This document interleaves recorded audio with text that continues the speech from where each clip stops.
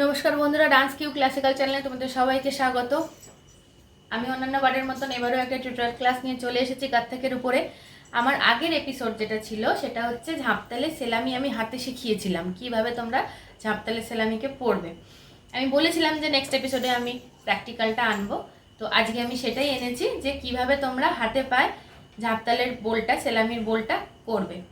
তো শুরু করার আগে তোমাদের কাছে অনুরোধ হলো আমার চ্যানেলটাকে সাবস্ক্রাইব করে আমার পাশে থাকার জন্য, আর যদি ভালো লাগে তাহলে একটা লাইক দিয়ে দিও।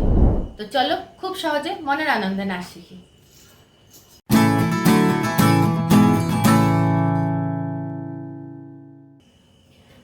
ঝাঁপতাল সেলামির আমি সিঙ্গেলটা করছি, তারপর ডাবলটা করে দেখাবো।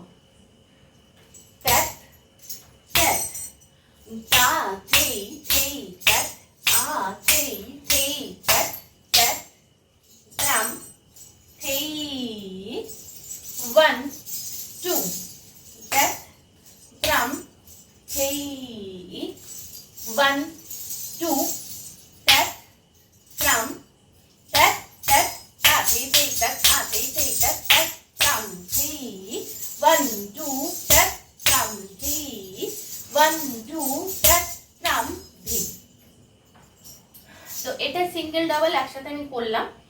আমি যেটা করলাম সেটাতে ট্যাপতে যেটা প্রথমে করেছি তাতে হাতটা উপরে উঠে যাবে না, এখানে থাকবে, দিয়ে যখন খুলছি তখন সোজা যাচ্ছে হাতটা, আর এই জিনিসটা এতটা বেঁকে থাকবে না, ছোট মানে সমানভাবে কার্ভে থাকবে, দিয়ে আবার এখানে আসছে।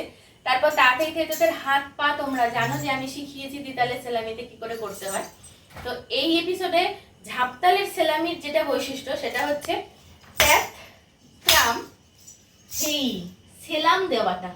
এইটা হচ্ছে এই হাতটা পতাকাটা ঠিক কানের পাশে থাকছে, কানের সঙ্গে ঠেকে থাকবে না, পাশে থাকছে, কোনোইটা উঠে থাকছে, আর এই হাতেও পতাকা থাকছে, এই নাক বরাবর সেলামটা জানানো হচ্ছে। বেশিবার ঠোকার দরকার নেই, 1 2, যেহেতু আমাদের গিনতিতে 1 2 আসছে, তারপরে থেই টানটা আসছে, সেই থেই টানটা 1 2 এ আসছে, তারপর যেটা আসছে ঘোড়াটা সেটা হচ্ছে এইটা 1 2। ঘোড়াটার সময় স্ট্রেট ঘুরে যাচ্ছি না, হালকা বেঁকে ঘুরছি আমি, এগুলোই হচ্ছে কাথকের স্টাইল। 1 2, আবার এদিকে যে 2 ঘুরে আসলাম, তারপরে সোজা পাটা এদিকে নিয়ে চলে আসলাম, ট্যাপ ট্রাম থেই, তারপরে আবার 1, যখন আমি ঘুরবো তখন হচ্ছে 1 2। এই ঘোড়ার স্টাইল যেটা, সেটা তোমরা যদি ঠিক করে না করো দেখতে ভালো লাগবে না। হালকা করে বেঁকে তারপরে পাটা কিছু এক্সট্রা স্টেপ ফেলবে না, ঘোড়াতে এক্সট্রা স্টেপ ফেললে সেটা দেখতেও বাজে লাগে এবং গোনাতে ভুল হবে। সেই জন্য আমি বলছি ট্যাপ ট্রাম থেই, দিয়ে এখান থেকেই পাটা বেঁকে যাচ্ছে, দিয়ে এই পা ঘুরে এই পা ঘুরে এই চলে আসছে। এই সেলামি হচ্ছে এই জায়গাটাই হচ্ছে একটু দেখার বিষয়, শেখার বিষয়, কারণ এখানটা একটু কঠিন আছে। তো সেই কঠিন ভাবটাকে আমি সরলভাবে তোমাদের দেখিয়ে দিলাম যে কিভাবে বেকার স্টেপ না ফেলে, এক্সট্রা স্টেপ না ফেলে, এক্সট্রা স্টেপ ফেললেই গন্ডগোল, না ফেলে কি করে করা যায়। এইবার আমি ডাবলটা যখন করছি তখন খুব স্পিডে হবে, তখন কি স্পিডে আমি করছি সেটা তোমাদের আমি বুঝিয়ে দিচ্ছি। দেখো, ট্যাপ ট্যাপ টা থেই থেই ট্যাপ আ থেই থেই ট্যাপ ট্যাপ ট্রাম থেই 1 2, খুব ঝট করে ঘোরাটা হবে। 1 2 মানে যখন ঘুরবো মানে ঝোঁকটা দিয়ে তাড়াতাড়ি ঘুরবো, বডিটাকে তাড়াতাড়ি আনবো।